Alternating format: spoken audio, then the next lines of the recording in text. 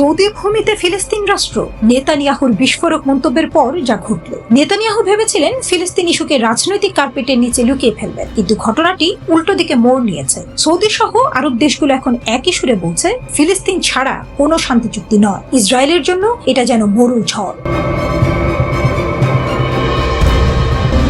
মধ্যপ্রাচ্যে যেন রাজনৈতিক সুনামি। সৌদি আরবের বিশাল মরুভূমিতে ফিলিস্তিন রাষ্ট্র গড়ুক। ইসরায়েলি প্রধানমন্ত্রী নেতানিয়াহুর এই মন্তব্য যেন মধ্যপ্রাচ্যের রাজনীতিতে বাজ ফাটালো। সঙ্গে সঙ্গে উত্তপ্ত হয়ে উঠল রিয়াদ থেকে কায়রো, আম্মান থেকে আবু ধাবি। সৌদি আরবের পররাষ্ট্র মন্ত্রণালয় ঝড়ের গতিতে জবাব দিল, ফিলিস্তিনিরা তাদের মাতৃভূমির মালিক, সৌদি ভূমি নয়, ফিলিস্তিনি তাদের রাষ্ট্র।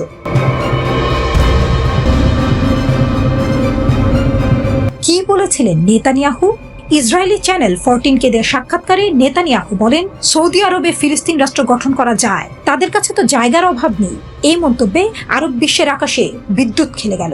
মিশর, জর্ডান, কাতার, কুয়েত সবাই নিন্দায় ফেটে পড়ল। কায়রো বলল এটা সৌদি সার্বভৌমত্বের অপমান। সৌদি আরবের জবাব যেন আগুনে লাভা। সৌদি পররাষ্ট্র মন্ত্রণালয়ের বিবৃতি যেন তলোয়ারের ঝনঝনানি। তারা সরাসরি বলেছে নেতানিয়াহু গাজার বর্বর হামলার কথা ঢাকতেই এই কথা বলেছেন। 48,000 ফিলিস্তিনি নিহত, 1,60,000 আহত, এই রক্তের দাগ কি ভাষায় মুছবেন? বিবৃতিতে আরো স্পষ্ট করা হয়, ফিলিস্তিনিরা তাদের ভূমিতে বসবাসকারী, তারা অনুপ্রবেশকারী নয় যাদের ইসরায়েল ইচ্ছে মতো তাড়াবে।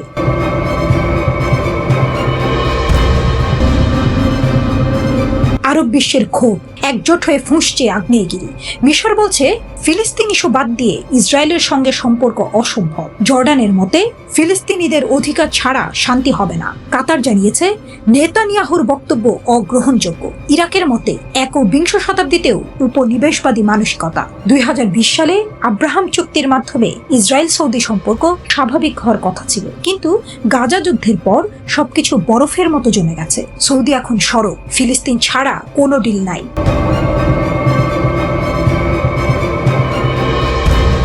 ট্রাম্প নেতানিয়াহুর গাজা প্ল্যান কেন ফেল? এই ঘটনার আগেই যুক্তরাষ্ট্রের প্রেসিডেন্ট ডোনাল্ড ট্রাম্প বিতর্কিত প্রস্তাব দিয়েছিলেন, গাজা থেকে ফিলিস্তিনিদের সরিয়ে অন্যত্র পাঠানো হোক। আরব নেতারা তখনই প্রতিবাদে মাথা গরম করে ফেলেছিলেন। নেতানিয়াহু এখন ট্রাম্পের পথেই হাঁটছে, কিন্তু ফলাফল মুসলিম বিশ্বে নিন্দার বিস্ফোরণ।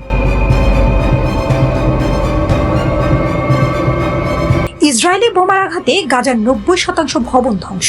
জাতিসংঘের ভাষ্য, এটি শতাব্দীর সবচেয়ে ভয়াবহ মানবিক বিপর্যয়। অথচ নেতানিয়াহু বলছেন সৌদিতে জায়গা আছে।